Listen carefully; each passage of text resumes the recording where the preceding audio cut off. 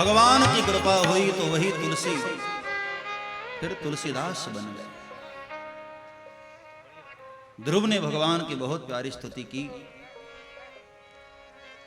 भगवान प्रसन्न हुए और भगवान ने कहा, कहो ध्रुव क्या दूं तुम्हें। तो ध्रुव ने बहुत प्यारा मांग भगवान के सामने रखी है। ध्रुव ने कहा, प्रभु बस इतनी कृपा कर दीजिए, कहीं भी मैं जन्मूं आपके चरणों की भक्ति मुझे मिलती रहे, आपके दासों का दास मैं होता रहूं महाराज, इतनी कृपा कर दीजिए।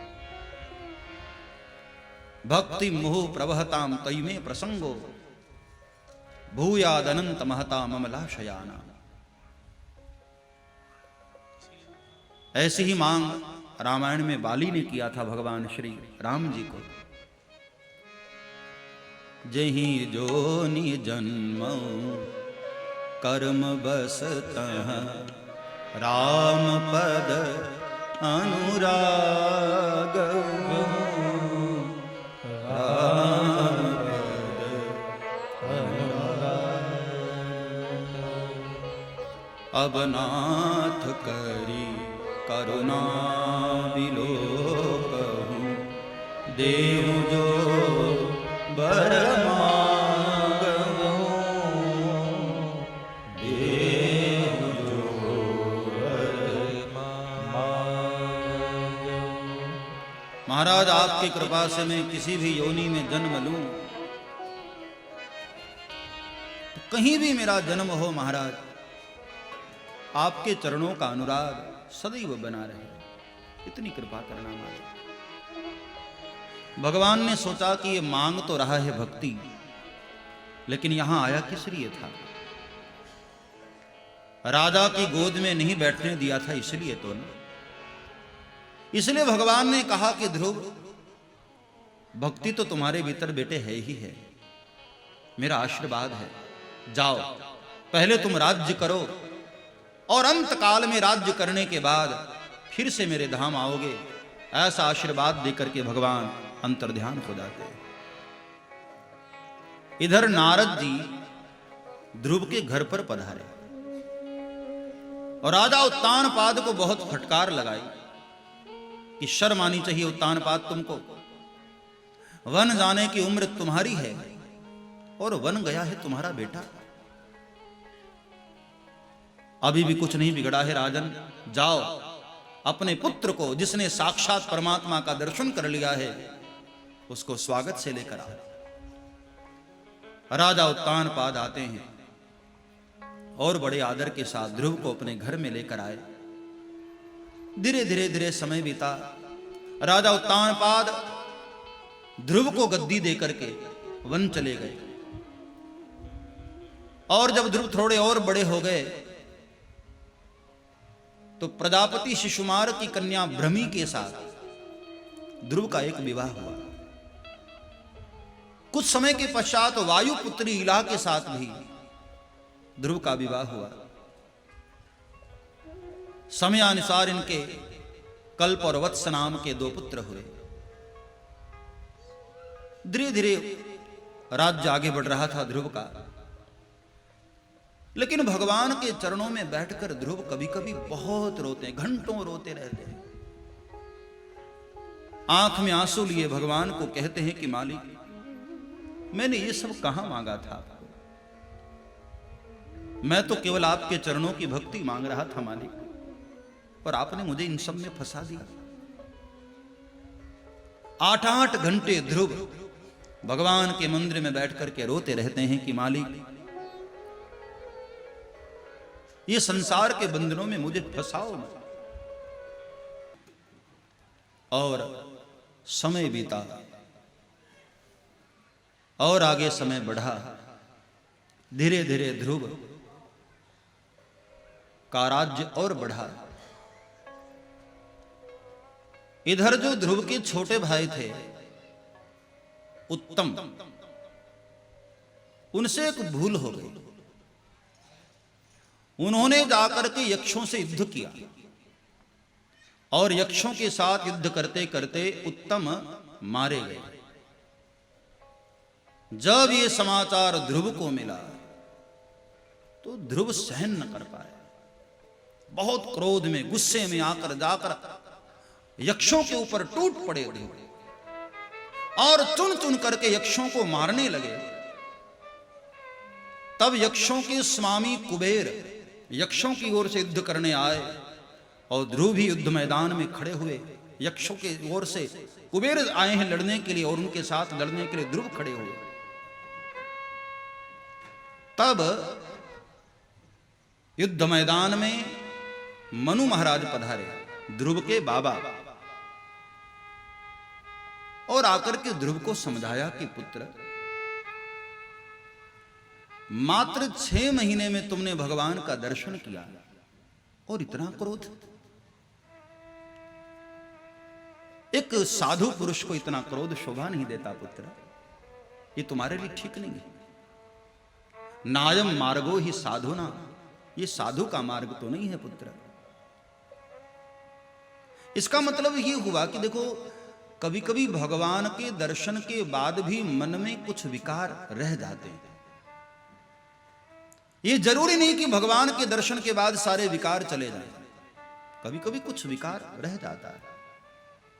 लेकिन हां, किसी संत के चरण में रहते हुए बहुत समय तक यदि व्यक्ति सत्संग करता रहता है, तब इस बात की गारंटी हो जाती है उसके भीतर कोई विकार नहीं रह जाता है, संत की कृपा से, सत्संग की कृपा से। जब मनु महाराज ने समझाया तब ध्रुव को भी बहुत आत्मग्लानि हुई। ध्रुव ने भी सोचा कि देखो, मैं क्या करने आया हूं, युद्ध कर रहा हूं, लोगों को मार रहा हूं। ध्रुव ने भी संकल्प कर लिया कि आज के बाद मुझे युद्ध नहीं करना है, अस्त्र शस्त्र छोड़ दिया और अपने ज्येष्ठ पुत्र कल्प को गद्दी देकर ध्रुव भी चले गए वन की यात्रा पर। अंत काल में ध्रुव भी भगवान का भजन करने के लिए फिर से चले गए और वहां ध्यान करते रहे और ध्यान करते करते अंतकाल जब आया तो भगवान का विमान ध्रुव को लेने के लिए आया। लेकिन ध्रुव भगवान के विमान में चलने से पहले पीछे मुड़ मुड़ कर अपनी मां को देख रहे थे। विमान पर बैठ तो गए, विमान चल भी रहा है, लेकिन ध्रुव के मन में अपनी मां के लिए थोड़ी पीड़ा थी कि मेरे पिता ने मेरी मां को प्रेम नहीं दिया, महल के बाहर कर दिया था, एक मैं ही तो सहारा था अपनी मां का, मेरे जाने के बाद मेरी मां का क्या होगा। तो भगवान के पार्षदों ने ध्रुव को पूछा, ध्रुव जी, लोग भगवान के चरण में जाते हैं, भगवान के शरण में जाते हैं तो इतने आनंदित होते हैं, और आप उदास हैं, आपके आंखों में आंसू हैं। ध्रुव ने कहा कि आज मुझे मेरी मां की याद आ रही, मेरे जाने के बाद मेरी मां का क्या होगा। तब भगवान के पार्षदों ने कहा,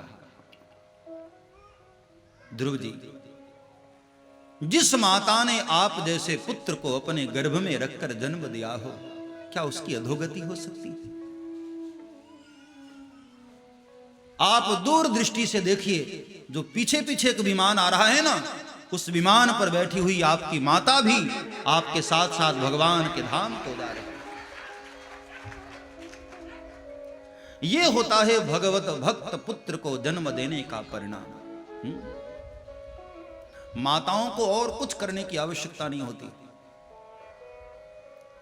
यदि कोई माता अपने पुत्र को भगवत प्रेमी बना दे, भगवत भक्त बना दे, तो वह तो स्वतः ही मुक्त हो जाती है।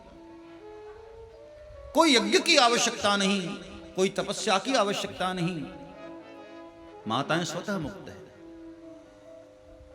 और इस बात को बाबा तुलसी ने रामायण में भी प्रमाणित किया। पुत्रवती जुबती जग सोई, पुत्रवती जुबती जग सोई, पुत्रवती जुबती जग सोई, पुत्रवती जुबती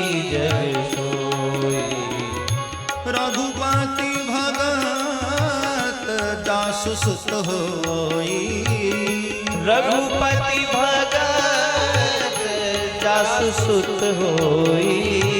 रघुपति भगत जासु सुत होई।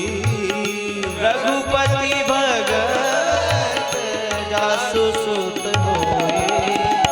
पुत्रवती जुवती जग सोई।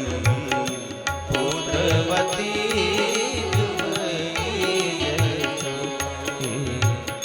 दुनिया में वही माता पुत्रवती होती है जिसके पुत्र से भगवत भक्त जन्म लेता, जिसके गर्भ से भगवत भक्त पुत्र जन्म लेता। पुत्रवती जुवती जग सोई।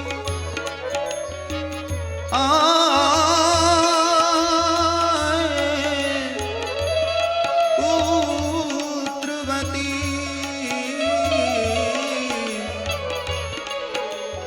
दुनिया में वही माता पुत्रवती कहलाती है जिसके गर्भ से भगवत भक्त जन्म लेता। वही देखो, दुनिया में सभी बच्चों को जन्म तो देते हैं, लेकिन हर किसी की कोख धन्य नहीं होती। कोई कोई माता की कोख धन्य हो जाती है जिस कोख से कोई भगवान का भक्त जन्म लेता है। इसलिए प्रयास ही करना चाहिए कि जब बालक गर्भ में हो ना, उस वक्त खूब ज्यादा से ज्यादा भगवान का स्मरण करना चाहिए, रामायण का पाठ करना चाहिए, भगवत गीता का पाठ करना चाहिए, भगवान के किसी मंत्र को जाप करना चाहिए, खूब भगवान के मंत्र का जाप। पुत्रवती जुवती जग सोई। यदि हमारे कोख से जन्मा बच्चा भगवान का भक्त हो जाता है तो हम स्वतः अपने आप मुक्त हो जाते हैं। ध्रुव जैसे बच्चे को जन्म देने वाली माता का अपने आप उद्धार हो जाता है, अधोगति नहीं होती, उसकी सदगति होती है। सब्सक्राइब करें श्री चिन्मयानंद बापू जी के YouTube चैनल को और हमारे वीडियोस को सबसे पहले देखने के लिए बेल आइकॉन को दबाना न भूलें।